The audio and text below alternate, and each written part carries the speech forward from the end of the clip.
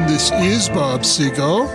So, you'd like to believe in God, but your liberal friends keep telling you that in the 21st century it's difficult to take miracles seriously. Yes, indeed, many liberals claim they do not believe in miracles, but two New Testament-style miracles seem to pop up during election years. First, dead people are being resurrected long enough to vote. Then they return to their graves. Second, just as Jesus multiplied the fish and the loaves, new votes seem to come in from out of nowhere in Florida. Votes by an amazing, incredible coincidence for the Democrat candidate. Go figure. It's amazing. And now here to offer a much more honest assessment of last Tuesday's election, National Review contributor Mike Fredenburg. Well, Bob, no blue wave, but not quite the results we were hoping for. I was hoping to just barely hang on to the House, and actually just looking if we had, averaged a couple points across the board, we would have come very more Republican turnout, a couple points less Democrat turnout, we would have held. It was very close. It was. And, with both of us, we both leaned a little bit toward the hope of keeping the House, but we were not super strong about it. You were emphatic that we were going to keep the Senate, and we did, although that's being chipped away at, we should say. It is being chipped away at. I mean, if, election night, we were sitting at 23 seats, and the House was being called for the Democrats. And now it looks like, and it's pretty confident, plus or minus one, it looks like the Democrats are going to pick up 35 seats in the House. That's where we're going to be sitting. Wow, that's not great. And we'll put that in perspective in a second here. And then the Senate, we're going to keep the Senate, but it's not going to be, we're not going to be sitting with 55 or 56. Which means people like Mitt Romney can reach across the aisle and still screw things up when we have conservative judges nominated. It gives folks like that more power. But let's just sit here and take a look where we're at. First of all, we went into the election at 51 and 49. 47 Democrats and 2 independents that always vote with the Democrats. So it started 51-49 on election night. And then we did pick up 4. We did take out 4 incumbent Democrat senators, which was very impressive, right? And so that took us to, we're going to kind of do a plus minus. Without looking at anything else, that takes us to 55, right? But then we lost an incumbent Republican senator out in Nevada. Yeah, Dean Heller, against Rosen and Jackie Rosen. So that took us, so now we're down to 54. Then we had a couple open seats. We had an open seat in Arizona, and that one now is almost certainly going to go to the Democrats. So when is the last time we had a Democrat senator from Arizona? I'm not sure, but Jeff Flake was that did not run for election. He was more or less like a Democrat. And we're going to spend senator. some more time talking about that race, which was Martha McSally against. Hey, did you hear Jeff Flake's thinking of running against Trump in the next presidential election? Yes, I did. Yes, against Sinema. So that one, we were ahead on election night. And we're gonna spend some time talking about Arizona, what's happening there. But that one's not gonna. I'm almost sure that's not going to go for us. So that takes us down to 53 seats, and we did hold the seat in Tennessee. That was an open seat, so that does give us a plus or minus because it was an open seat. But we're going to keep that, so that was good. That Marshall Blackburn, and Ted Cruz beat out that Beto O'Rourke, that was good. That was, if we'd lost that would have been very bad. So, and then we're looking at getting very, very close in Florida, with Rick Scott against the incumbent Senator Nelson. And if we lose that one, we're down to 52. Now that is the worst case scenario, I believe, is that we pick up plus 1 Senate seats. I think it's very realistic that we could pick up keep the Nelson seat. So we're going to be, we could be sitting at plus 2 at this whole thing, but it's either plus 1 or plus 2. remember, the norm for a midterm election after the president is first elected, the president's party first, is to lose 3.7 seats. So if we pick up 2, it's still a win. We still keep the Senate, and we've been able to get a lot of judges approved with a 51-49. So we're going to be in better shape for that. Yeah, so I'm still bothered by the damage a Mitt Romney can be there. I think he's going to anoint himself the new John McCain. He will. So I probably concur with you. I think that he will not miss a chance to be disrespectful to the president, not miss a chance to criticize him, not miss a chance to engage in some sort of passive-aggressive behavior. He still does not like Trump, I can guarantee you. So I agree with you on that. Well, how much do you hold Paul Ryan responsible for our loss of the House? I think he has at least a good deal of the responsibility. Listen, okay, he certainly was the divisive force. He did not get behind the president's agenda. He came into the House after Trump won the presidency talking about his better way and ignoring Make America Great, and then, he would never, ever really get behind the immigration reform agenda that the American people want. And by the way, that syncs up very well with what Donald Trump wants. If you look at the polling, what Donald Trump has proposed for immigration reform polls very well. For some reason, Paul Ryan could not get behind that. However, to be fair, even if he had gotten something through the House, there's no way our Senate would have actually approved a significant immigration bill. But we wouldn't have had angry conservative voters trying to teach the House a lesson, which I don't agree with because it puts the Democrats in power. But I do understand it. And we talked about this a little last week. There were an awful lot of people who could have run as incumbents in the House who retired. And I didn't see Paul Ryan doing much to talk them out of it, not to mention the fact that he retired himself.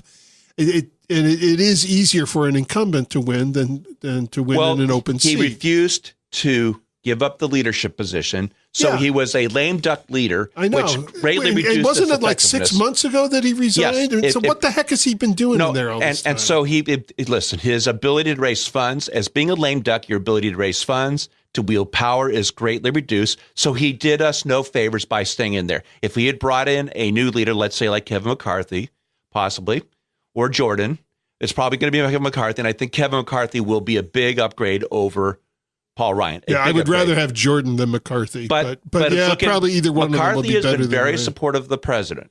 Very supportive. I mean, 100%. So he's been solid.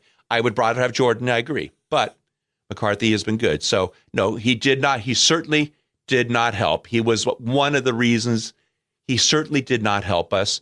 And then, listen, stepping back for a second, there was a Democrat surge. It was a large Democrat surge. And if there had not been some factors that counter that surge, we would have had a blue wave. I mean, the surge was very large. It was not small.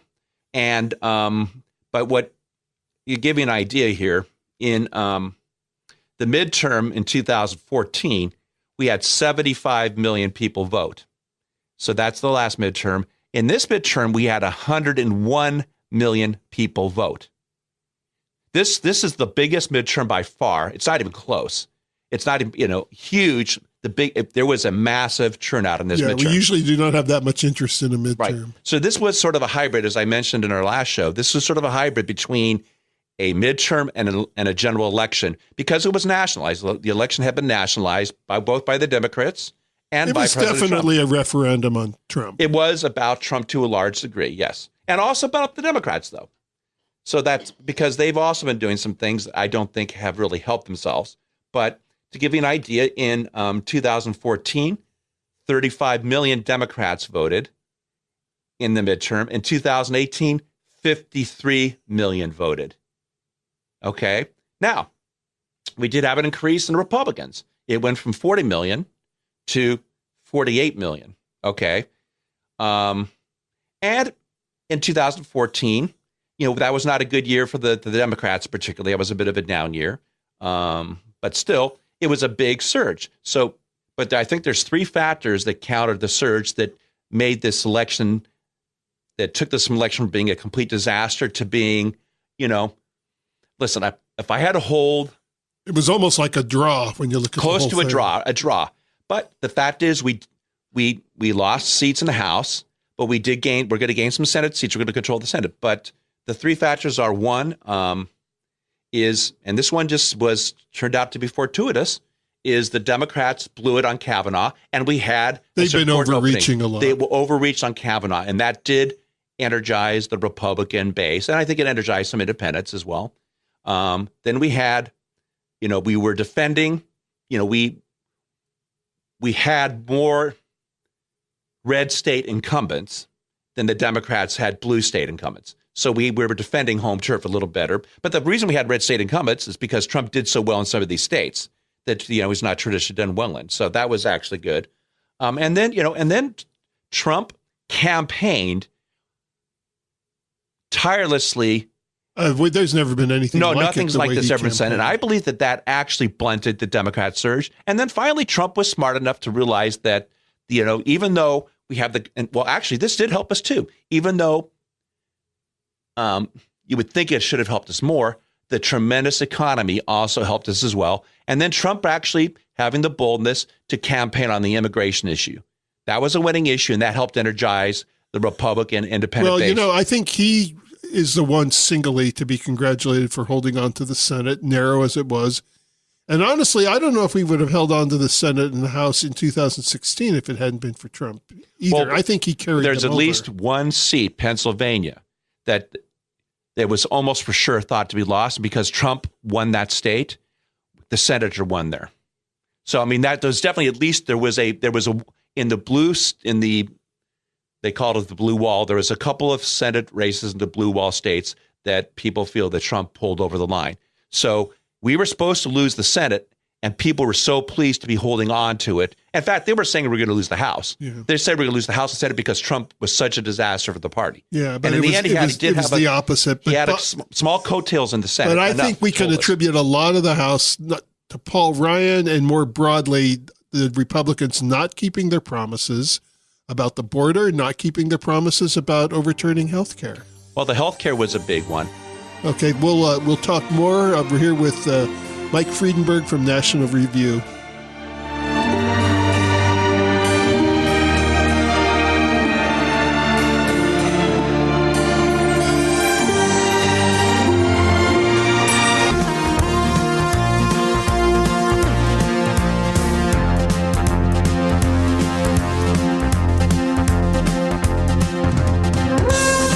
Welcome back to 96.1 FM, 1170 AM. I'm your host, Bob Siegel. So the people of Florida vote in good faith, and one woman ends up attempting to change the election results due to a unique talent for fraud and incompetence that she has shamelessly displayed for so many years in a job that has continued despite the rulings of judges on her illegal, despicable behavior. Is this what's now going on in our country while Democrats continue to squawk about Russian interference? Say hello again to Mike Fredenburg. Well, Bob, the whole Florida situation is ugly, and it's going to continue to be ugly. I believe we're going to prevail there with both the governorship and the senator. I do believe we're going to prevail. That may be, but this woman should be locked in jail anyway. And she should have been removed years ago. Courts have already ruled against her. They have ruled against her, but she was reelected last time, a couple of years ago, with 76% of the vote. Do you think it's because she's African American and people are afraid to take her on? I don't know what the issue is, but the bottom line is when you have somebody that's an elected official, you have to be.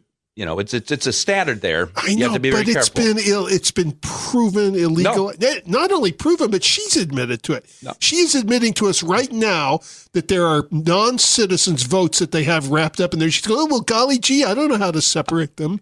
And yet she knows they're in there. And you know what's going to happen to her? Nothing. Absolutely nothing. I don't know her personally, and I'm not, and there's people there, obviously, that are very familiar with that whole county situation. My impression is that she's very arrogant and she believes she's untouchable, but that's just my impression based upon what little information I have. So listen, I think we're going to prevail there still. And if we do, then if you look at the Hyde-Smith race in Mississippi, we should see us end up with a +2 over, so 53, right, to 47. Well, I hope you're right, and I'll be grateful if it happens that way. I still think that her doing this and getting away with it just emboldens more election fraud. I agree. So I mentioned we want to talk a little bit about Arizona, what happened there. It's very frustrating to see a candidate like Martha McSally, who served her country, who did a good job as a congresswoman, who is a moderate conservative, very in line with the views of the folks in Arizona. You would think she'd be a perfect match. But this goes back to show you just how powerful the impulse is to go against the party of the presidency. I mean, that's one thing. We could sit there and lay the blame on Paul Ryan, and he didn't do a very good job. He did a bad job for us and other things. But the bottom line is there's only been a couple times when you have not had the party of the presidency lose a lot of seats. George W. Bush, right after 9/11, that was extraordinary. He was 86% popularity. But other than that, you do see it go against the swing. Now, that it's going to be end up being 35 seats. It was pretty significant. So I don't think we should be patting ourselves on the back right now. No, hardly. And however, I did do a little bit more analysis to put things in perspective so that, we're maybe not so discouraged. So, in 2008, when Obama was elected, for the congressional races, there was 117 million votes cast for congressional races in 2008, all 435 Congress seats. In 2010, that was a horrible year for him. The number of congressional votes from the number of votes for the entire election dropped to 83 million. But what's significant is the Democrats dropped from 65 million to 38 million. Okay, that was a 40% drop. So Obama's first midterm, he saw a 40% drop in votes from the Democrats supporting him. Trump saw overall a 23% drop. So my point here is, looking at things historically, it was we would like to have done better in the House, but there are things that have happened worse. Obama lost 63 seats in 2010. Okay, Trump's losing 35. And that is a lot for a Republican, but all the races were close. And remember, the Democrats that won a lot of these seats, the ones that won, were running saying, hey, I like a lot of what Trump does. Moderates, yeah. They weren't attacking Trump. They were talking to, hey, they were open to immigration reform. They were open to, the trade stuff. So, don't give up hope on 2020. Now, there's a lot of things. Well, it's going to depend on how some of these governor races, though, go. Yeah, and the governors redistricting and things like that. And right now, we're sitting at having lost 6 governor races, and which is better than they thought we were going to. People were thinking 8, 9, 10. 6 was better than we thought we were going to lose. Republicans still hold the majority. Yes, of the we still hold the majority right? of governorships. So, it wasn't great, but it could have been a lot worse. And holding the Senate is very significant. I mean, so many good things can happen there. It is, but I do feel we have a president who's almost single-handedly fighting by himself. Yes. And, for example, with George Bush looking to his second term, because we can't really look at his first term because that was 9/11, but he lost, he had a 35% drop in Republican support from, when he was reelected in 2004 and then the, 2006 midterms. So, this is nothing. What was extraordinary, though, is the amount overall. The percentages sort of stayed the same. It's actually interesting. For the Obama,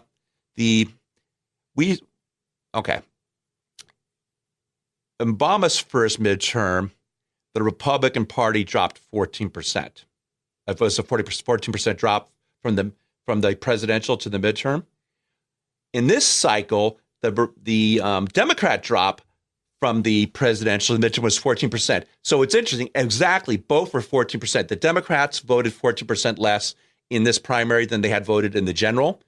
And back in the Obama, the first primary, the general to the primary, they voted 40% less. So we actually matched the drop exactly. The Democrats and Republicans matched the drop. So we're right in it's sort of normal behavior for the elections. Nothing extraordinary except that the 35 seats, I said, they've gone, well,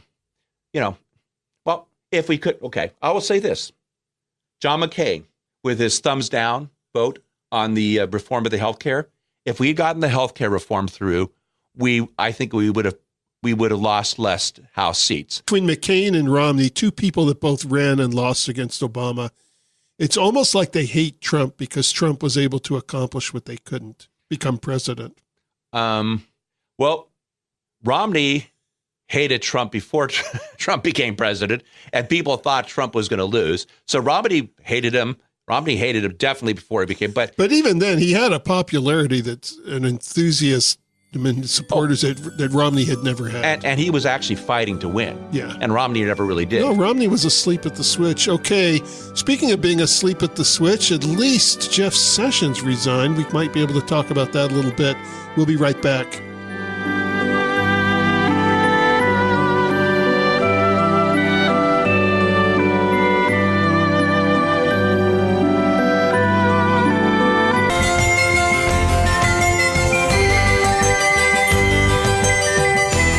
Debriefing last Tuesday's election with National Review contributor Mike Fredenburg.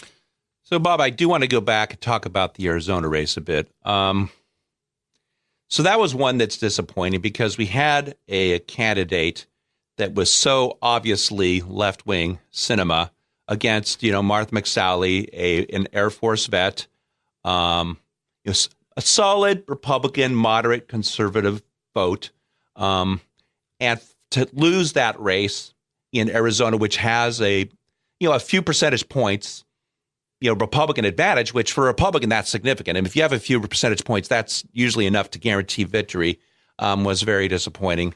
And, of course, you do have the sentiment, I believe, of the independent voters. And here's kind of what I think going back here is I believe that there was a Democrat surge that Donald Trump, along with the Kavanaugh hearings and the results there, was able to get the Republican vote revved up to counter the Democrat surge. But then the independents, still the uninformed independent vote, just said, hey, there's the Republicans have all the houses in the presidency. We've got to vote for checks and balances. And they just voted. So that we can have bipartisanship. Yeah, but whatever the reason was, and they just do that. So we were able to count the Democrat surge with the Republican surge, but the independents still went toward the Democrats.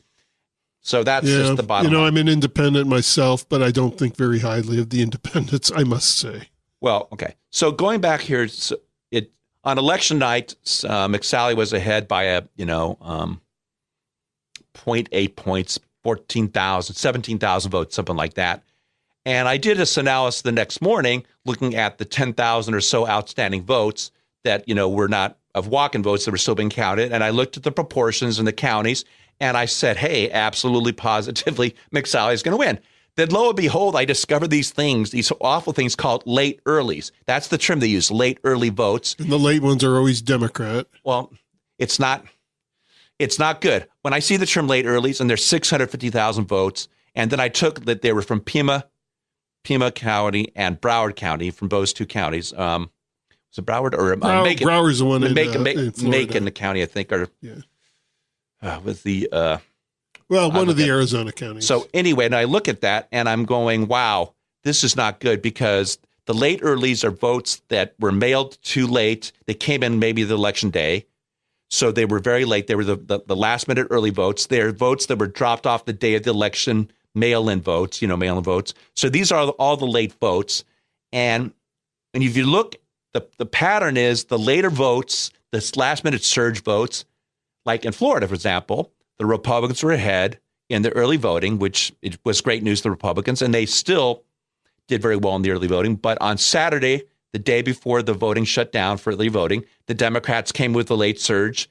And so I'm thinking, boy, these are probably late surge votes. And lo and behold, Sinema's now ahead by almost 1.5 points, and I expect that gap is not going to get narrower. She's probably going to win by 1.5 to 2 points. And it's too bad, because she's just a blithering idiot. I'm sorry. I mean, the idea of someone like her becoming a senator, although there are a lot of senators like her, I should say. Well, yes, there is a lot of senators like her. So that was unfortunate, but it's still going to be a very close race. So what's interesting about this is that we lost the Dean Heller race, and Dean Heller was borderline never Trump when he, in 2016. He would not even say that he had voted for Trump or would not support Trump. And we're talking October 2016. Well, unfortunately, Martha McSally is in the same boat as Dean Heller. And there were a lot of congressmen, too, and Trump kind of rubbed their noses in that at a press conference. And then even as late as January of this year, she was not saying that she was not being able to say that she'd even voted for Trump. So I think that, there's a lot of voters that you have your staunch Republican voters that they get out there and vote for her no matter what. But there was people that were maybe newly energized, more of the Trump voters, new Trump voters that got excited by Trump. They didn't appreciate that. They weren't enthusiastic about her. That hurt. Isn't it interesting that after 2 years, we still have so many Republican candidates that view Trump as a liability, and yet almost every single time he's proven to be an asset. Right. And so the Trump voters, and then we had, unfortunately, McSally had a very tough primary, running against Sheriff Joe Arpaio and Kelly Ward. Now, Kelly Ward seemed like a fine candidate. She considered herself to be the true conservative of the race. And then you had this fake Martha McSally running, who was not a true conservative, who hadn't even had the guts to stand up and support Donald Trump. That was Kelly Ward's perspective on things. And neither of them ended up endorsing McSally, correct? Right, that's correct. Neither one ended up endorsing Mr. McSally. So I'm afraid that some of those voters, some of the more, may have not even said, hey, they were angry, the bit of sour grapes, and they may not have voted for Martha McSally. And that makes me angry because, listen, Martha McSally would have been a fine senator.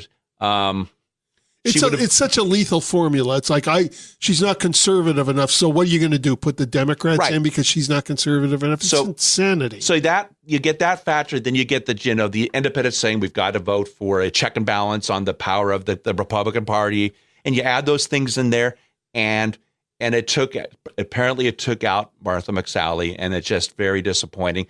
But it's one of those things here that President Trump at his press conference, pointed out that the people that supported him unambiguously generally did pretty well. I'm not sure if you could extend that to every single congressional district, because I think that's possible. There's some congressional districts where the candidates should be given the freedom not to be mentioning how much they love Trump every time they get in front of the press conference, that he should allow them that freedom. I think there's probably some pretty moderate districts that we would still be happy to take the Republican vote from, even if the guys. Now, I will say that if you are running in a district, you better not be disrespecting the president and saying something bad about him, because you're not going to get through the primary. You're going to be dead in the primary process. Yeah, and, I don't care for the moderates either, but I'd rather have a few moderate Republicans that will help Trump with his conservative agenda. And even though I had my doubts whether Trump was a true conservative, he's at least a pragmatist, and he's done more for the conservative movement than any conservative president we've had in my lifetime. I'm going to even include Ronald Reagan. I do too, and I'm a big fan of Ronald Reagan, but I don't think he did half as much as what Trump is doing. I mean, now we've been talking about the election cycle, but I'm going to say that one of the things that actually made me that added to my happiness or helped defray any of my disappointment in the House was having Sessions retire. Yes, boy, long overdue. I mean, he's been... Having him there is the next best thing to having no attorney general. Well, it was actually worse because he filled the space, and I've said this before, and I believe it. I don't believe that there's a single person in this country that has done more to damage Donald Trump than Senator Sessions. And it's so sad since he was one of the first people to come out and support him. It's a very tragic story. I don't know what happened to him, but the only time you ever heard him relative of his ransom somewhere. The only time you heard him speak about the investigations was to come out and say how wonderful they were. Oh, yeah. And how full of integrity. They've been great, just lining And so there was something going on there that we'll probably never know. I think they had something on him, well, I believe. We'll never be able to prove that. But that certainly would fit his behavior pattern. Yeah, it seems so. Okay, we'll be right back.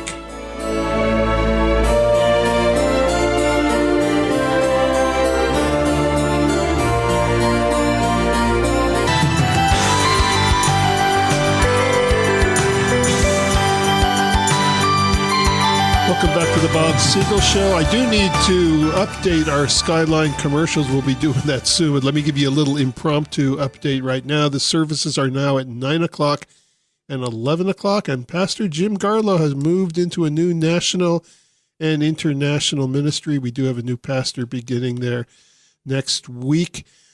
But right now, we're still talking about the election results with Mike Fredenburg. So there's going to be lots of analysis on this. There's already been lots of analysis. Bottom line is we're not going to have the House, but I'm going to tell you that I kind of alluded to this last time, and we didn't want to talk about, we wanted to keep the House, but I cannot tell you how many times I've heard, Democrats sneeringly say, why can't you get something done? You control both houses, right? The Senate and the House. And now President Trump can campaign. Blame the Democrats. He can campaign against the obstructionism in the House. It was hard. I mean, we understand why the obstructionism was so effective with narrow margins. But the average person out there is saying, hey, the Republicans control the House. They control the Senate. How come they get things done? Well, now it's going to be very clear cut. The Democrats control the House. Well, and I should say, when the Republicans controlled the House and Obama was president, they obstructed him. Obama complained about it. I think obstruction's a neutral word. It depends why and what they're obstructing. Sure. Obama had the kind of agenda that they should have obstructed, but Trump had the kind of agenda that should not be obstructed. It's just that simple. Yes, it's a tool, and depending how you use the tool, it can be for good or bad purposes. Exactly. So I agree. So I think that there's some positives here. He's going to hammer on the Democrat House for the next 2 years. I do believe that there's some people that were elected to the House that potentially, because of the way they ran, they might be open to supporting, for example, the new trade. Well, if they got elected by swinging Trump's way, then they better support him, or they will leave in the next. Not election, on everything, but maybe a probably. few cases. For example, the trade agreement he just signed with Mexico. It's not a panacea, but it is better than NAFTA was. And the Democrats should get on board with that. And I think that he'll be able to get the votes on that. And I have mixed feelings about the infrastructure bill. I guess we'll have to see what it looks like, but potentially an infrastructure bill. There's maybe a couple other things that they can, obviously they've got to look at the budgets and things like that. Infrastructure has not been a burning issue keeping me up at night. And so maybe there is some need for some, at a federal level for infrastructure. That's something as I said, I have not looked at closely myself. As I said, it's not been my burning issue either. But I did go ahead and take a look ahead toward 2020.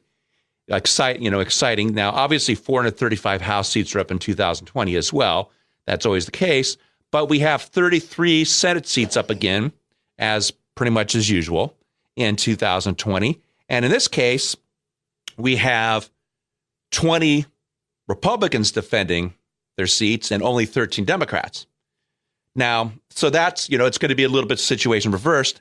However, I think that's still going to be a positive for us because we're going to have 20 hard-charging Republican senators trying to get reelected. That's going to create some synergy with the presidential campaign, okay? If they're smart, it will. If they're smart, and I'm looking at them, and it's hard to say. I can't point to ones that I can see as automatically losing. They're all ones that we're pretty solid in. There may be a couple ones that the Democrats could pick off, but really, it's a pretty solid group of Republican senators. So it's not going to be easy for the Democrats to come and pick off the incumbents. So in 2020, we're going to have more Republican senators running for re-election. They're going to want to coordinate with the presidential campaign as much as possible, as much makes sense. So, I mean, as I said, it doesn't look like it's, taking out a senator is not that easy. So the fact that, that this election cycle we were able to take out 4 incumbents was pretty impressive. And again, I think a lot of that was the Kavanaugh effect. Yeah. And the Democrats only took care of 1 incumbent, but they did pick up 1 open seat. And that was Jeff Flake's seat. So you're talking about Jeff Flake. Yeah, we're saying goodbye to Jeff Flake. We're saying hello to Kirsten Sinema. Yeah, boy, Flake, there's a man who's really true to his last name, I've got to say. I don't think Flake did anything whatsoever to help McSally. So probably not. And boy, he is going to go down, though. He's going to run against Trump in the next primary. I mean, the guy didn't even have enough polling to get reelected in Arizona. He thinks he's going to take on Trump. Trump's going to have him for lunch. He's not the strongest possible Republican candidate to take on Trump. Nobody is going to be going to be a viable primary candidate against Donald Trump is a Republican. Take down the Clinton machine. He could have Jeff Flake. Well, he also lunch. took down the Bush machine too. Yeah, he took down the 2 dynasties of our country, the Bushes and the Clintons. I mean, and he's running in right around 92% solid support loyalty among Republicans. So he has consolidated the Republican base. And then there's the independents that almost always vote Republican. Love those independents. But there's a chunk. There's ones that almost always vote Republican. They probably like Trump. Then there's the ones that always vote Democrat.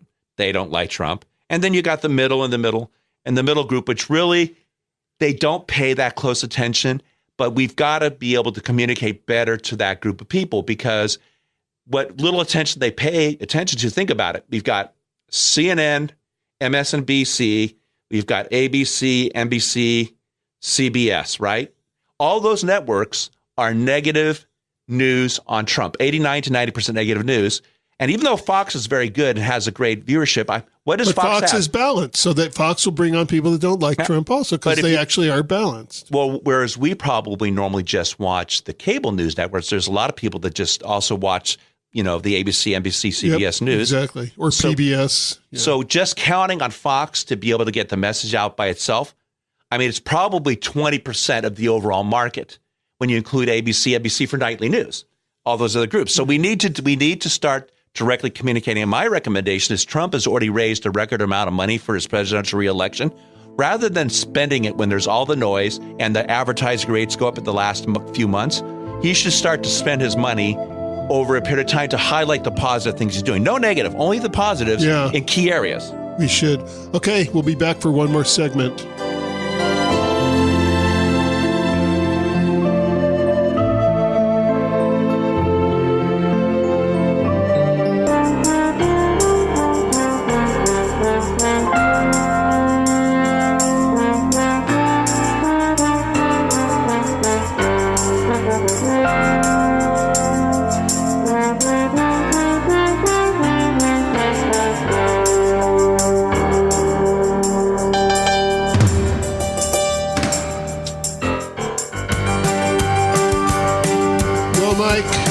I wish it were a happier election last week, but I do appreciate you coming back to debrief with us and for you showing us the positive side of things, as always. Yeah, I mean, it could have been much, much worse. And picking up a couple Senate seats, which I think is going to end up being the case.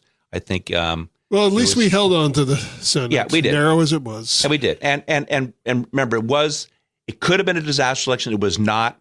And it was, if you take a look at the kind of turnouts and things like that, and the historical context, it met kind of the standards of the historical context, except that we managed to pick up a couple Senate seats, which is, going against history. And it wasn't a blue wave, unless we want to say that the wave was stalled by a great big giant seawall. Yes, it was not a blue wave election. There's no way. So I think we would be remiss, though, if we did not mention it. And, today is Veterans Day. And, thank you for all the veterans out there who served. And Veterans Day is to thank those that are living, that have served in the country, or are serving. And Memorial Day is for those who actually have died serving their country, literally on the battlefield, given their all. But Veterans Day honors those who are alive and are vets. But, as I was watching Donald Trump speak this morning in France. Yeah, speaking of thankfulness and gratitude, you just got to love France. I mean, they don't sound very grateful for what we did for them in World War II. Well, the thing is that's, kind of just segues what I want to say. Just watching Donald Trump speak there, it made me think about, the situation with World War I. France and England, they were losing the war. Well, we bailed them out of World War I and World War II. And when we did that, for us, it was a cost of 320,000 casualties. And in today's dollars, $340 or $350 million. Now, that doesn't sound like a lot today, but that was a lot of money. And that was a stupid war we shouldn't have gotten into. World War II was fighting over something. Nobody knew why the heck we were fighting World War I. World War I would have been something, listen, I sided with France and Britain on that. But the bottom line is, it wasn't like fighting the Nazis. We're not like fighting Nazis. No, right. Then comes World War II. And we spent $4.7 trillion there, and we lost, almost 300,000 lives lost, along with casualties, things like that. 670,000 total casualties, 1 million. So I guess the point is, starting in World War I, United States stepped forward and became the guarantor of peace for the world. And since then, we have spent over $14 trillion.